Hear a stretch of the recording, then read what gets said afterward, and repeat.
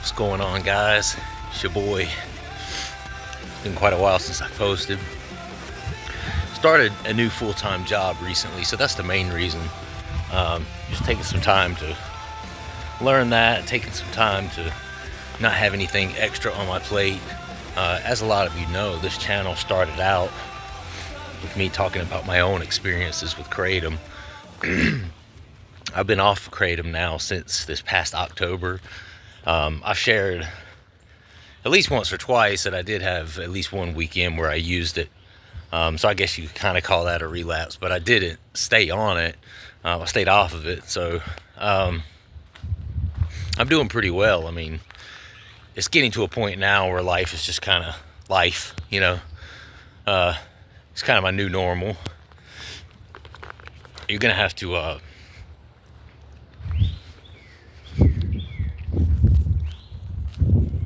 to deal with me drinking this frappe as I walk, because I don't want it to melt out here. So listen, let me get straight to it. So the whole Kratom talk thing just will not let me go on this channel. That's real talk, man. I have this one video in particular. It talks about 7-hydroxy. I recorded this video probably 6 months ago. Just one random video. What the hell? Sorry about that. One random video where I was discussing 7-hydroxy.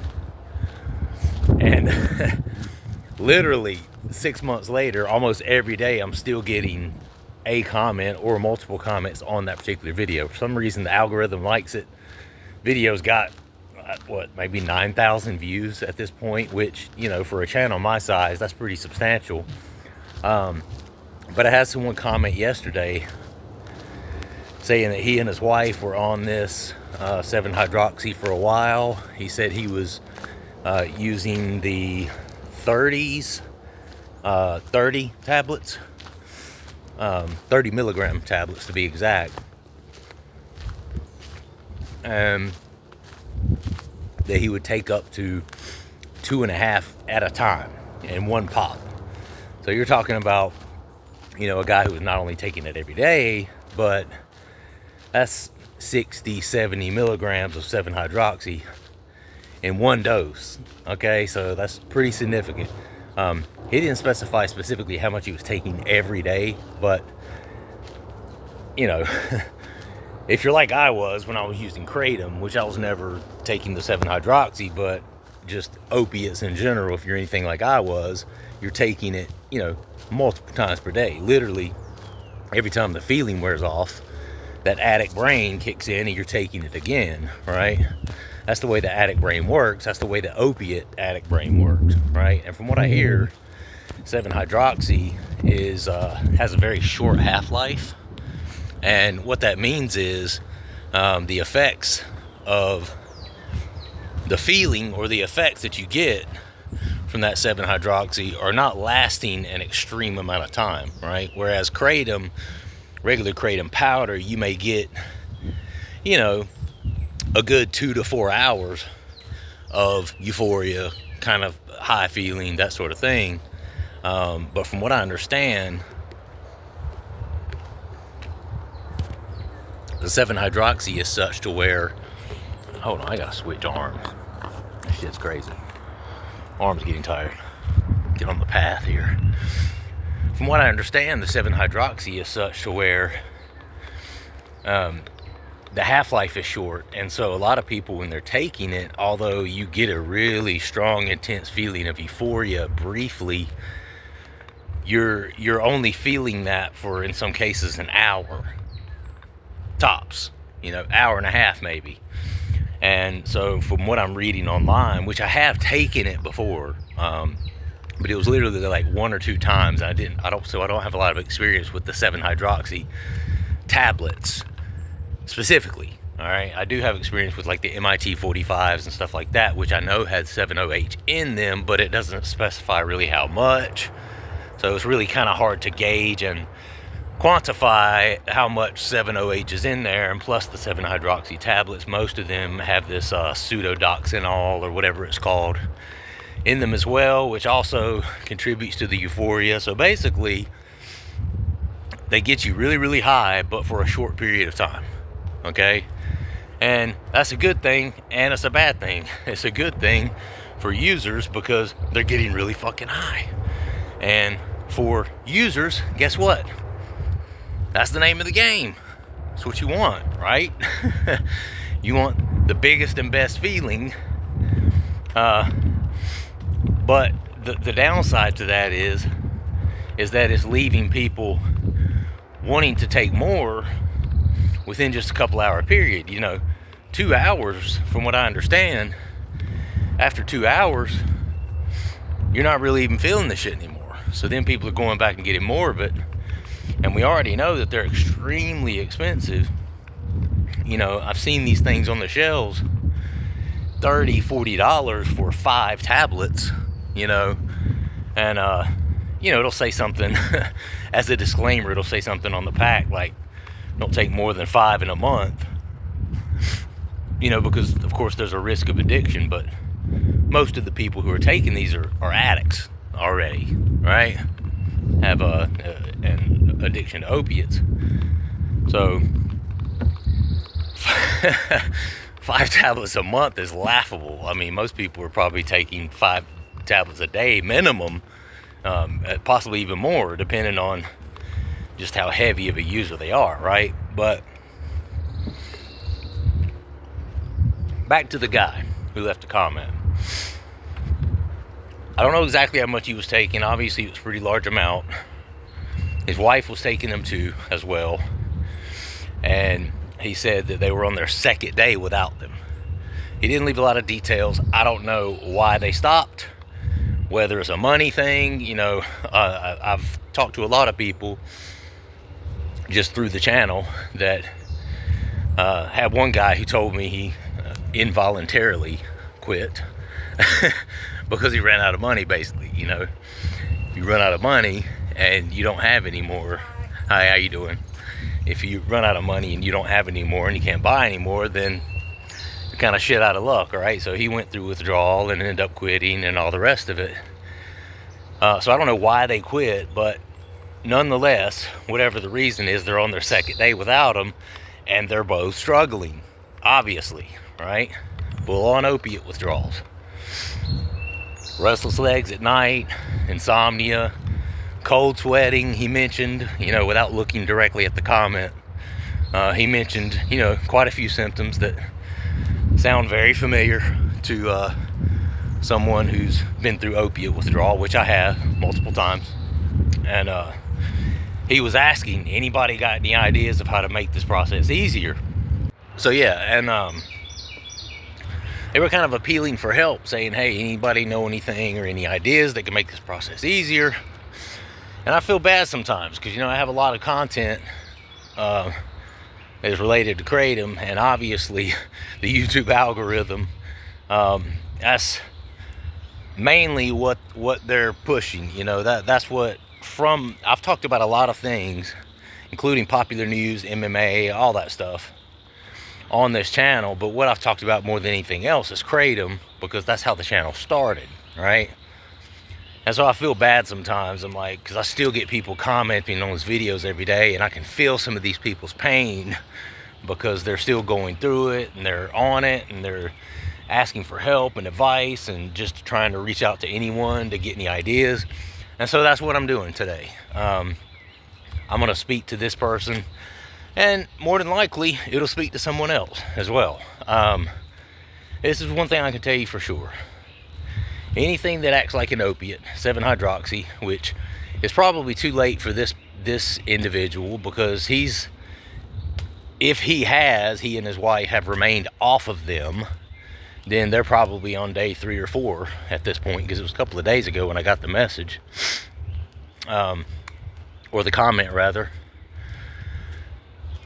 But if they've not gone back to it, they may be getting towards the end of the really bad physical withdrawals at this point, because from what I understand, kind of a 3 to 5 day period is what you're looking at for the acute physicals with something like 7-hydroxy. I I think it does tend to be a little bit shorter of a time span with the acutes than something like Kratom, because, excuse me, the Kratom powder tends to get stored up in your system a lot more than something like these little 7-hydroxy tablets. That's kind of my theory on it. You guys can let me know if I'm wrong, but obviously both of them can, you know, increase your tolerance and all the rest of it. But I just understand that the half-life of the 7-hydroxy is pretty short. And if the half-life is pretty short, that means the effects of it are going to be pretty short. If the effects of it are pretty short, that means that it's circulating and processing through and out of your system quicker than something else, right? Your body's not holding on to it and storing it in its fat cells as much as something else like Kratom powder, which you just have to think about the sheer amount. You know, people are taking 20, 30, 40 grams of Kratom powder per day. Just think about the sheer amount of that versus 5, 6, 7 little small tablets. You know, it makes sense when you think about it that your body would hold on to and store the Kratom powder more as it has to process through it all. Anyway, even 7-hydroxy can be tapered from. Anything that hits those opiate receptors can be tapered from and off of, okay? Now, I've heard people say online that it's a lot more difficult to taper from the 7-OH. That too is probably an attribute of the short half-life, the fact that the effects don't last that long, right? But one of the greatest, you know, human abilities is adaptability. Okay, so your body can adapt to anything, and it can adapt to any new situation, and that's what tapering. That's the whole point of tapering, right? You've accustomed your body to taking X amount of some certain substance every day, however many times a day that you're doing it. And now what you have to do is, you have to do the opposite of that. Instead of conditioning your body to take X amount, you have to start conditioning your body to take less of that substance, right? But in order for that to work, it has to be done in like a tapering sort of fashion, okay? You already know if you're taking 200 milligrams or 300 milligrams of 7-hydroxy every day, and then you all of a sudden just put it down and you stop cold turkey, it's gonna fucking hurt. All right, we all know that. The whole thing is to slowly condition your body, little by little by little by little, to the lesser amounts. Okay, that can be done with 7-hydroxy as well. I'm not saying it's not harder, and any sort of taper, and even with 7-hydroxy, is going to require a certain level of discipline, okay? So I'm not saying it's not going to be harder, but it is possible. Anything that gives you that opiate sort of feel, you can taper and or condition your body little by little daily to take less and less and less and less of that substance. Now, you're going to have times of being uncomfortable. Tapering is not easy, and a lot of people think of tapering, they're like, it's a way to just completely skip over withdrawals. No, you're not skipping over anything. They're going to be there, but because you're only dropping by a tiny amount at a time, it's not going to be as monstrous and disastrous, and it's not going to be as painful, if you get what I'm saying. Okay, it's a way to get through withdrawals without them just being completely debilitating, where you can't do anything, right? So, you know, if you take a whole tablet now, start cutting them in half, you know, and one of your doses that you usually take every day, break it in half. Start taking a half. Start replacing a couple of your doses with a half instead of a whole tablet, right? And guess what? It's gonna suck for a few days when you first do it. you're going to be like, damn, you're not going to really be getting the high. You know, it's going to be way less intense. The high, the good feelings is going to be just enough to keep you from going into complete withdrawal. So that's kind of what you have to do if you're tapering, and that can be done even with 7-hydroxy. Okay, even with 7-hydroxy, it can be done. All right, and you just have to cut it back until you get almost to zero, and then of course jump.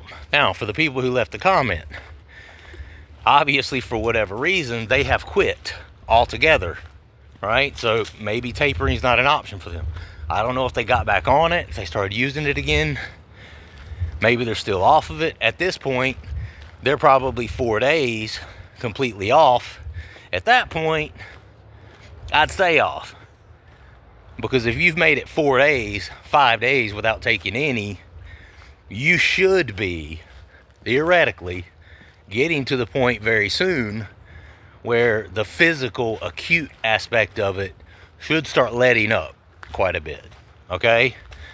You should start being able to get a little bit of sleep each night. Now listen, usually this stuff comes back in sections, you know. You're not going to be completely no sleep, complete insomnia on day 5, and then on day 6, the very next night, you're going to sleep the whole night. It doesn't work that way. You know, usually the way this stuff happens is you'll go 4, 5, 6 nights, you'll barely sleep at all, if at all. Maybe a little less with 7-hydroxy because of the half-life. Maybe 3 days, 4 days, 5 days, you won't sleep at all. But then on the 6th day, 6th night rather, maybe you get an hour, right? Maybe a couple of times throughout the night, you've noticed that you've dozed off for an hour. You know, go to sleep at 3, you wake up and you realize it's 4:30. You're like, holy shit, I slept an hour and a half, you know? And then the next night, oh shit, I probably got a good 2 hours last night. And then the next night, dude, I probably got a good 3-4 hours of sleep the next night on night 7 or night 8, all right? And then the night after that, 4 hours. Night after that, 6 hours, you know. And it depends on the person, depends on the metabolism, depends on the gender, depends on the diet of the person, depends on so many different factors, how much you were taking of the 7-hydroxy. It depends on so many different things. Whether you exercise, whether you're sedentary, a lot of things play into how quickly you're going to bounce back from it and how quickly your body is going to go back to homeostasis, okay? But with that said, everybody will get there eventually. So might be 7 days for you that the acute physicals are over. Might be 3-4 days for you that the acutes are over. Now, does that mean you're out of the woods and you're going to feel like $1 million after 4 days, 5 days? No, probably not. You know, you've been hammering your opioid receptors for however long you've been doing it. You know, it takes you a while to dig yourself into that hole. It's going to take you a while to dig yourself out. So then you have to deal with like post-acute withdrawals and things like that. I can't keep doing this video walking like this. I'm going to get cut to the chase. All right, so some things that can help. A lot of people swear by vitamin C. And when I say vitamin C, I'm talking about mega dosing on vitamin C. People talk about preloading on it. You know, taking 5,000-6,000 milligrams. Is it milligrams? Yeah. Milligrams of vitamin C per day. I personally have never tried this, but I have heard testimonies from people that saying they did it, and they would take literally up to like 6,000, 7,000 milligrams of vitamin C per day, which is going to mess up your digestive system, okay? It is going to give you diarrhea. There's no ifs, ands, or buts, okay? It's going to give you diarrhea. But those same people say that it can effectively take away literally 70 to 80% of your physical withdrawals. And there's people that swear by the fact that it's worth it. despite the fact that your stomach's torn up, despite the fact that you're shitting your brains out. I had one guy tell me that he's bleeding and everything out of his ass. I was like, oh, dude, that sounds horrible. I would never want to do that.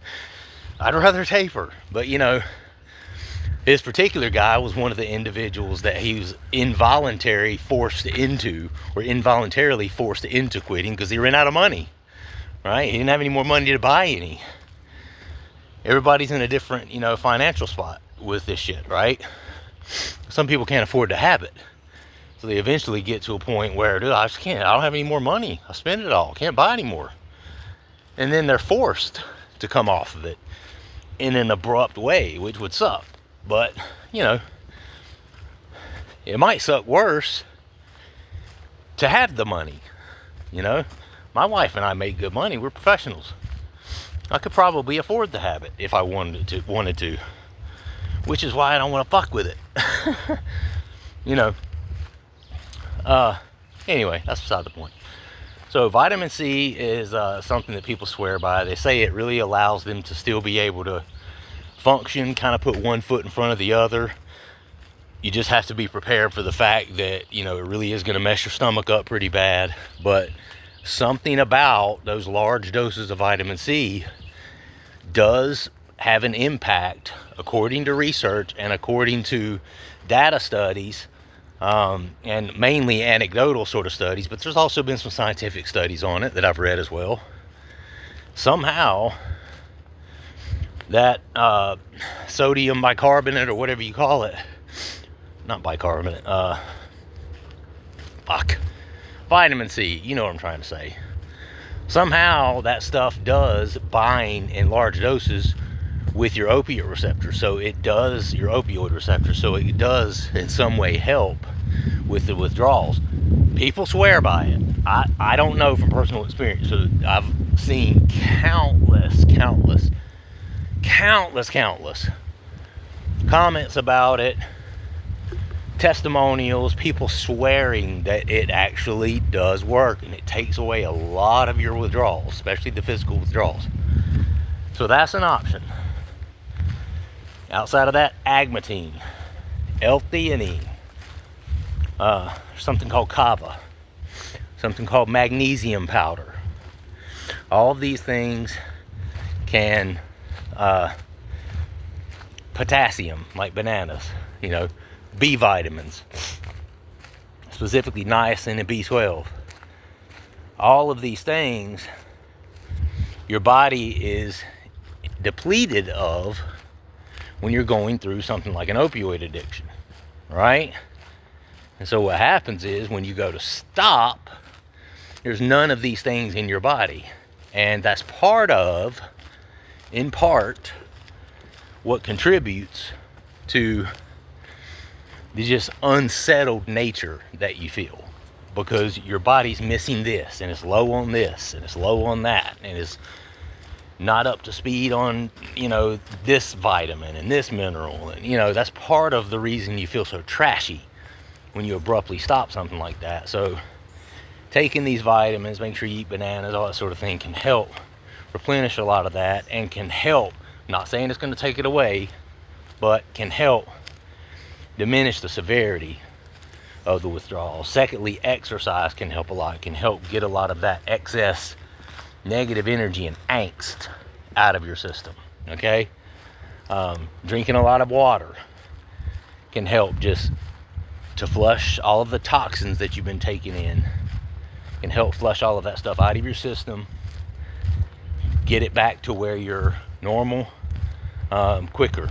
Okay, and then of course there's the traditional routes where, you know, you can go see a doctor. Maybe you can get on Suboxone therapy, replacement therapy for a few months, and then taper from it. You know, I've always been a little wary of that because I know Suboxone, you can also go through withdrawal from Suboxone. But the good thing about Suboxone is, for one thing, it's cheaper because it will be prescribed to you in most cases, right? It doesn't get you high, keeps you from getting high on other opioids, but it also, you know, gets rid of that craving to use opioids, because it binds and attaches to those same opioid receptors that your that the drugs you or the substance you've been taking bind to, right? So it helps decrease or really, from what I understand, alleviate any desire to go back and use the opioids. And in fact, people say if you're on Suboxone, you don't get high off the stuff. If you do go and take some other drug, you won't get high off of it, because there's all of your opioid receptors are already spoken for and accounted for, right? So they don't have the same impact on your opioid receptors. So there's that. What else? Tapering, if you have the discipline for it, I think it's the best way to go. A lot of people, I think they run into a financial situation where they just can't afford to do it anymore. They don't have any more money, and they just have to stop, okay? If that's you, then you're in a place where you're just kind of forced to go through it. And if that's the case, you know, you may not be able to taper. You may just have to suck it up, go through it. You can try the overdosing. You can try the megadosing on vitamin C, but there's I guess kind of a roadmap for doing that. I wouldn't just start taking vitamin C pills. There's actually, you know, some level of case studies and written literature out there on like a preloading process. Like, by example, 3 days before you quit, you know, you're going to take 2,000 milligrams on day 3 before quitting. On day 2 before you quit, you'll go up to 4,000, and then the day before you quit, you're going to go up to 5,000 or 6,000, whatever. That, don't quote me, I'm not telling you exactly what it is, but there's a preloading phase. We're trying to preload your body to get ready for the abrupt change that you're about to put it through, right? And then once you've quit, you're taking literally ungodly amounts of vitamin C, which I've never done this, I've never tried it, but again, have seen numerous testimonials and comments where people have talked about it and literally swore that it worked for them. And when you start getting that many people saying that this shit works, you have to start assuming that there's some level of merit to that, right? I mean, that many people do not have a reason to sit and... What time is it? Okay, I'm good. That amount of people do not have any reason whatsoever to sit and lie about or embellish or exaggerate the effectiveness of the same thing, right? So there has to be some merit to the whole megadosing on vitamin C. So that's not an option for you, and you can't taper. There's the traditional route of going to a doctor and getting Suboxone, or going to like a rehab facility and getting them to prescribe you Suboxone. And there's also been people as well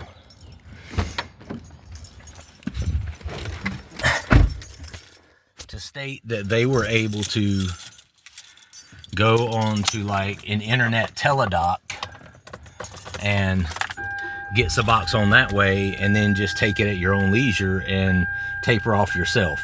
Me personally, I'm in a bad state for that, and I know this from experience because I actually tried that at one point. This last time that I came off Kratom back in October, before my taper really set in, I tried that shit. And I tried to call like a teledoc and explain to them that I was taking something called Kratom and that I was experiencing, you know, opioid-like withdrawals when I went to stop taking it, and was wondering if I could be prescribed Suboxone or something like that. And I literally got flat out told no, that it's illegal for them to do that. And what the doctor did was referred me to any of my local treatment facilities. But he said he literally, by law, and I'm assuming that's a state to state sort of thing, He literally told me that in my state, he's not allowed to prescribe something like that over the phone.